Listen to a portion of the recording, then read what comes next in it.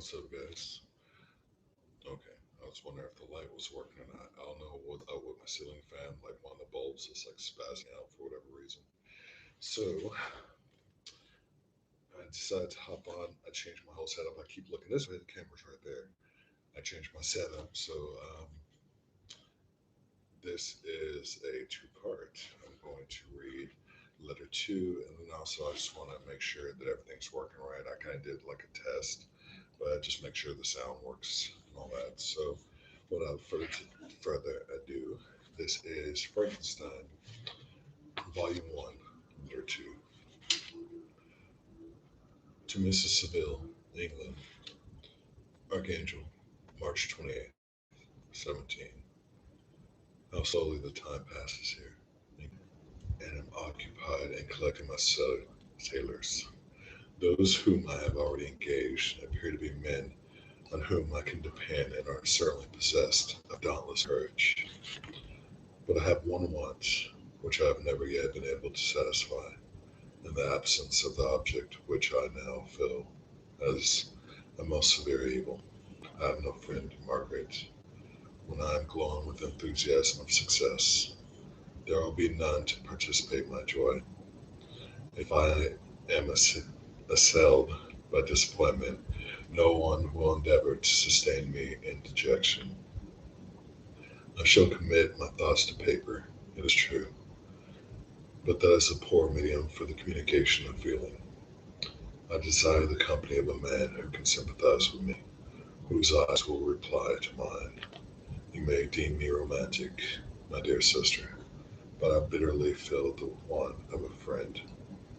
I have no one near me, gentle yet courageous, possessed of a cultivated as well as a capacious mind, whose tastes are like my own, to approve or amend my plans. How would such a friend repair the faults of your poor brother? I am too ardent in execution and too impatient in difficulties. But it is a still greater evil to me that I am self-educated. For the first 14 years of my life, I ran wild on a common and read nothing but our Uncle Thomas's books of voyages. At that age, I became acquainted with the celebrated poets of our own country, but it was only when I had ceased to be in my power to derive its most important benefits from such a conviction that I perceived the necessity of becoming acquainted with more languages than that of my native country. I am 28 and am in reality more literate than many schoolboys at 15. It is true that I have thought more and that my daydreams are more extended and magnificent, but they want, as a painter calls it, keeping. And I greatly need a friend who would have sense enough not to despise me as romantic, and affection enough for me to endeavor to regulate my mind. Well, these are useless complaints. I shall certainly find no friend on the wide ocean, nor even here in Archangel, among merchants and seamen. Yet some feeling, an ell to the droves of human nature, beat even these rugged bosoms. My lieutenant, for instance, is a man of wonderful courage and enterprise. He is madly desirous of glory, or rather, to word my phrase more characteristically, of advancement in his profession. He is an Englishman, and in the midst of national and professional prejudices, unsoftened by cultivation, retains some of the noblest endowments of humanity. I first became acquainted with him on board a whale vessel. Finding that he was unemployed in the city, I easily engaged him to assist in my enterprise. The master is a person of excellent disposition, and is remarkable on the ship for his gentleness and the mildness of his discipline. This circumstance, added to his well-known integrity and dauntless courage, made me very desirous to engage him.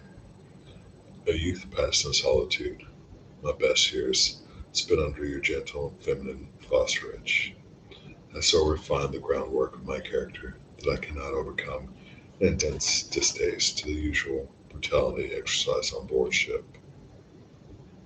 I have never believed it to be necessary, and when I heard of a mariner equally noted for his kindness of heart and the respect and obedience paid to him by his crew, I felt myself peculiarly fortunate in being able to secure his services. I heard of him first in a rather romantic manner from a lady who owes to him the happiness of her life. This, briefly, is his story. Some years ago, he loved a young Russian lady of moderate fortune, and having amassed a considerable sum in prize money, the father of the girl consented to the match. He saw his mistress once before the destined ceremony, but she was bathed in tears, and throwing herself at his feet, entreated him to spare her, confessing at the time that she loved another, but that he was poor, that her father would never consent to the union. My generous friend reassured the suppliant, and on being informed of the name of her lover, instantly abandoned his pursuit. He had already bought a farm with his money, on which he had designed to pass the remainder of his life, but he bestowed the whole on his rival, together with the remains of his prize money to purchase stock, and then himself solicited the young woman's father to consent to her marriage with her lover.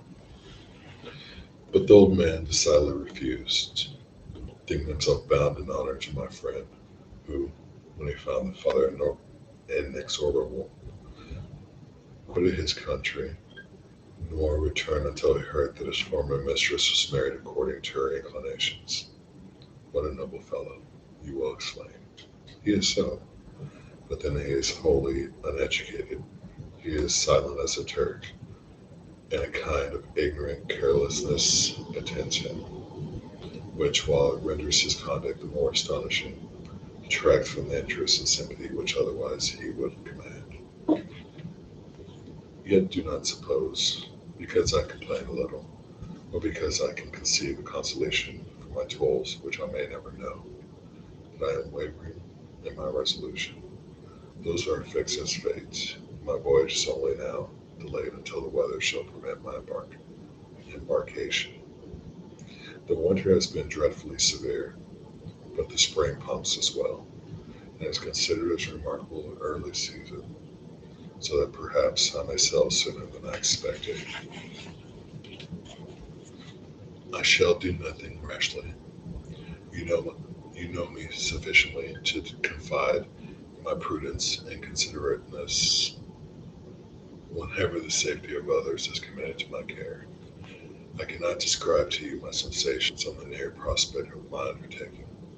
It is impossible to communicate to you a conception of the trembling sensation, half pleasurable, half fearful, with which I am prepared to part. I'm going to I am going to unexplored regions, to the land of mist and snow, but I shall kill no albatross. Therefore, do not be alarmed for my safety, or if I should come back to you as worn and woeful as an ancient mariner. You will smile at my illusion, but I will disclose a secret I have often attributed my attachment to, my passionate enthusiasm for the dangerous mysteries of ocean, to that production of the most imaginative of modern poets. There is something at work in my soul which I do not understand.